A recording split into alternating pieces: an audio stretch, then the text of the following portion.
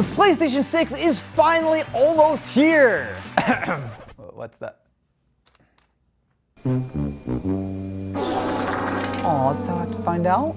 Back in November, we did a video looking at the PS5 on its 5th anniversary. They had just publicly announced Project Amethyst, their next-gen tech collaboration with AMD. I mean, the rumors were heavily pointing toward a late 2027 launch, right alongside whatever next-gen Xbox Microsoft is cooking up. It really felt like Sony was hyping the PS6 before most people had even gotten on board with the PS5. Then, essentially overnight, the RAM crisis threw the entire tech industry into chaos. Memory spiked 300% or more, GPUs and SSDs are starting to rise in price. I mean, pretty much every component that could go into the PS6 was in trouble. Surprise, surprise, recent reports are now suggesting that Sony might push the PS6 back to not just 2028, but potentially even 2029. Now, while I think that might be a little bit of a stretch, delaying things even a year is a very big deal. It is also absolutely the right decision to make.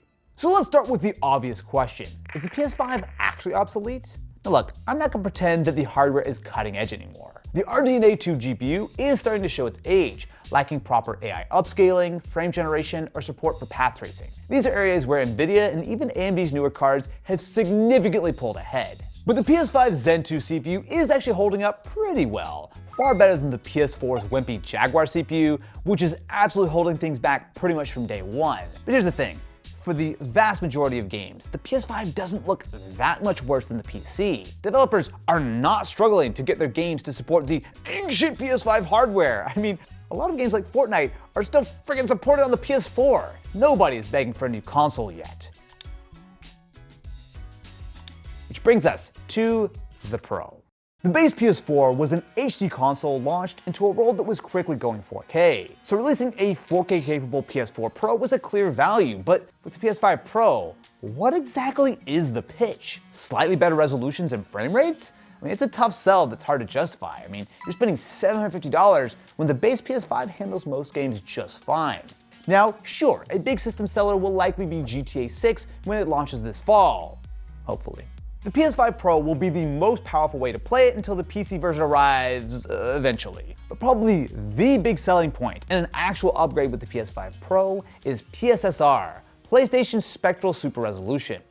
Every time I say PSSR, the Soviet Union theme song does play in my head. I just want everyone to know. A quick primer. This is Sony's answer to DLSS. It's AI-powered upscaling that lets games render at a lower resolution, then upscale the image to look higher res. The idea is that you get better visuals without tanking performance. The current version of the PS5 Pro is decent, but it's also limited compared to what Nvidia offers. Now, I actually got the chance to try the latest DLSS 4.5 at CES, and it is seriously impressive.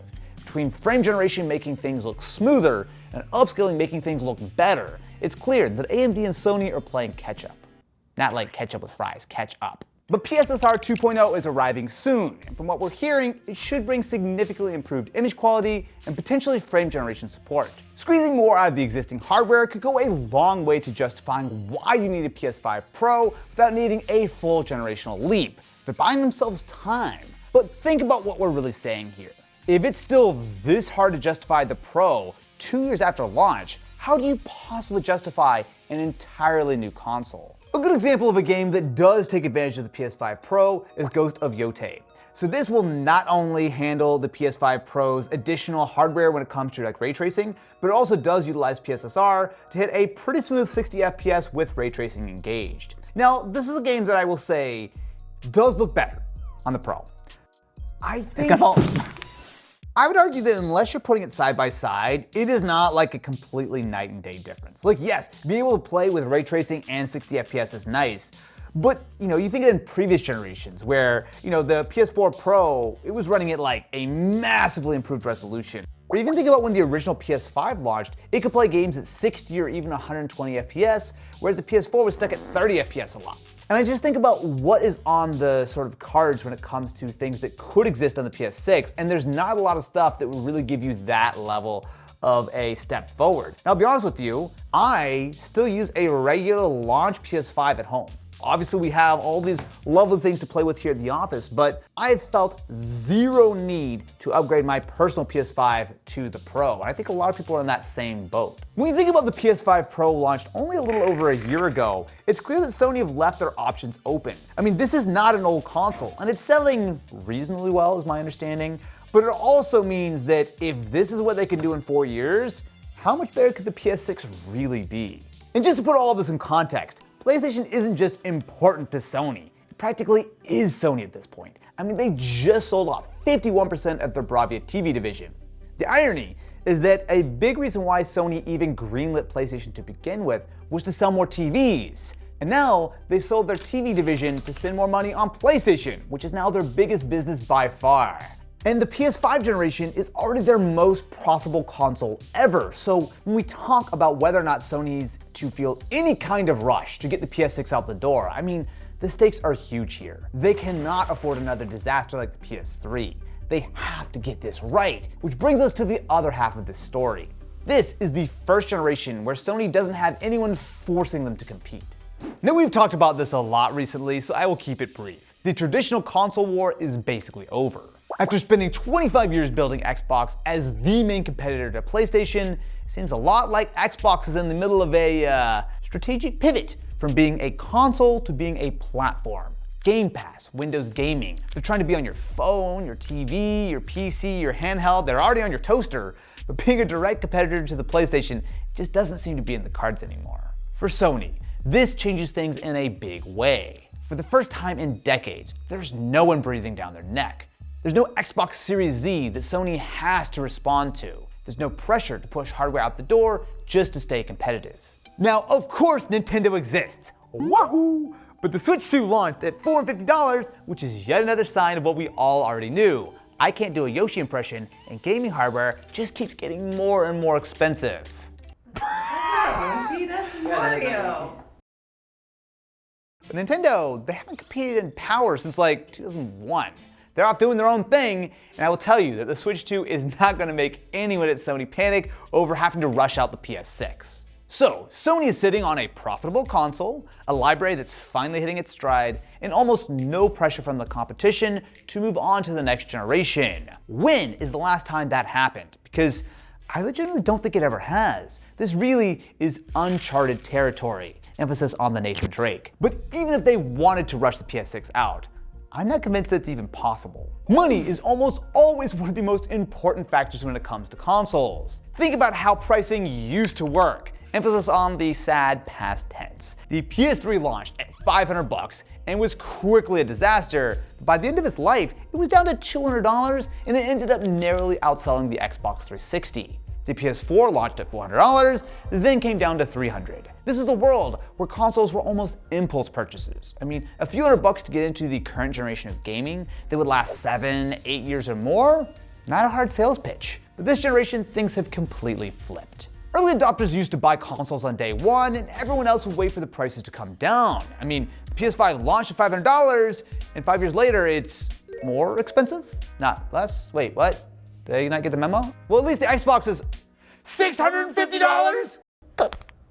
Now sure, there were some world events that influenced some of these price hikes, but I would argue that the economics of building consoles, they have fundamentally changed. Consoles aren't impulse buys anymore. They are major investments, more similar to something like a gaming PC purchase, and that changes how everyone thinks about generations. I remember, I had a conversation with a Microsoft engineer right around the time that the Xbox Series X launched, and he described a big reason why they launched the Series S alongside the Series X. Normally, this would have been a classic mid-generation update, right? You got your little slim version, you got your big guy, but this time around, they had forecast that unlike previous generations, things were not going to get significantly cheaper as time went on. The secret console sauce forever was that every couple of years, they could shrink the main chips to be more power efficient and cheaper to make. That just simply wasn't going to be the case going forward. Microsoft knew that from the very beginning. I mean, think about it. If Sony launched a PS6 today at $700 or $800, I mean, it would sell, sure, but not in the same kind of numbers that previous PlayStations have been at. Which brings us to the reason I think we went from seeing Sony happily talking about their next generation tech in public to the rumors heavily suggesting that we're looking at a delayed PS6. The RAM crisis.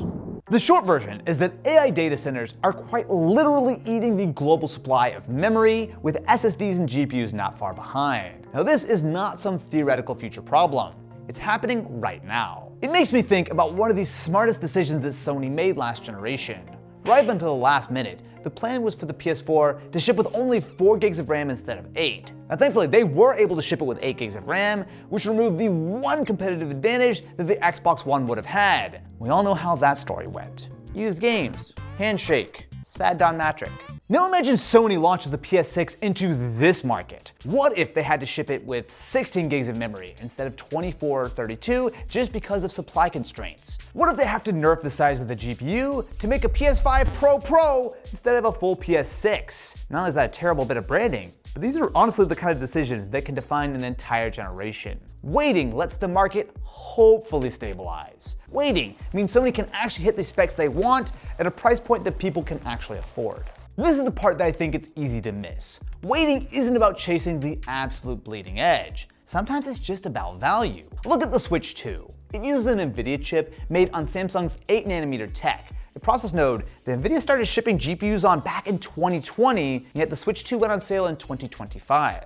Especially when it comes to consoles, patience actually can be a virtue as manufacturing processes mature and there's less competition for those bleeding edge nodes. Now, of course, there are rumors about what we're going to expect to see in the PS6. AMD's Zen 6 CPU and RDNA 5 GPU, it makes sense, but I would take all of the specifics with a pretty big grain of salt. AMD is only going to continue to improve things, and Sony will have more flexibility on what parts to pull from the bin. The end result should be a better console at a more reasonable cost. I just think that considering where we are today, with the PS5 Pro not being an obvious upgrade over the PS5, component costs being massively inflated, people more hesitant than ever to drop big money on a console, and probably most importantly, PS5 is doing well, and it is a legitimately great console. Rushing the next gen, it just doesn't make sense. The PS6 will come, that's not really in question. But for the first time in a long time, Sony actually has the luxury of getting it right instead of just getting it out the door.